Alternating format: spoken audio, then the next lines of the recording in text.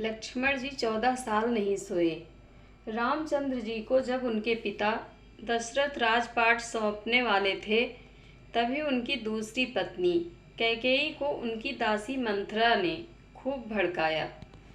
मंथरा ने कहा कि राजा तो आपके बेटे भरत को बनना चाहिए। इसके बाद कैकेयी ने राजा दशरथ से 2 वर मांगे।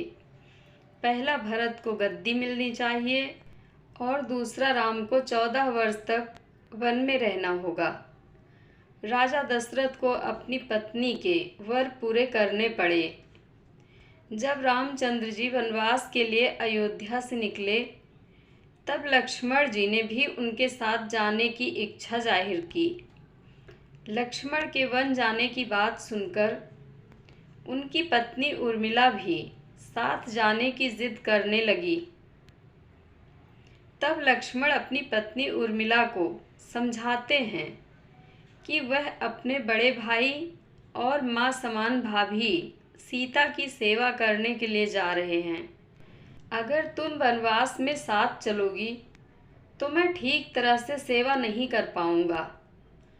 लक्ष्मण के सेवा भाव को देखकर उर्मिला साथ जाने की जिद छोड़ देती हैं और महल में ही रुक जाती हैं।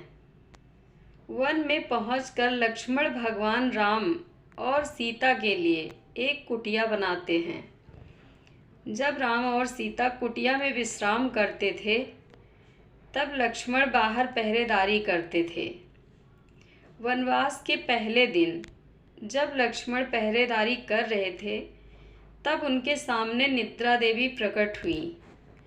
लक्ष्मण ने निद्रा देवी से वरदान मांगा कि वह 14 साल तक निद्रा मुक्त रहना चाहते हैं।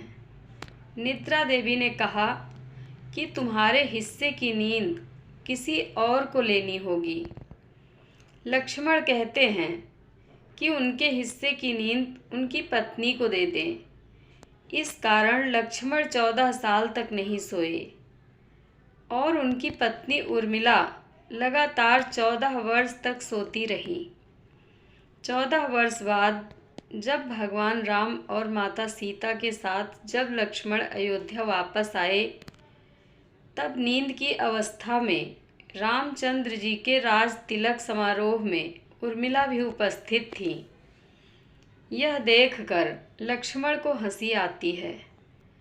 जब लक्ष्मण से हंसी की वजह पूछी गई, तो उन्होंने निद्रा देवी के वरदान के बारे में सब कुछ बताया। लक्ष्मण ने कहा कि जब मैं उबासी लूँगा, तब उर्मिला की नींद खुलेगी। लक्ष्मण जी की इस बात को सुनकर सभा में मौजूद सभी हंस पड़े। सभी को हंसते देख उर्मिला लज्जावश समारोह से उठकर बाहर चली जाती हैं। जय श्री राम। कथा अच्छी लगे तो कमेंट बॉक्स में अपनी राय ज़रूर दें।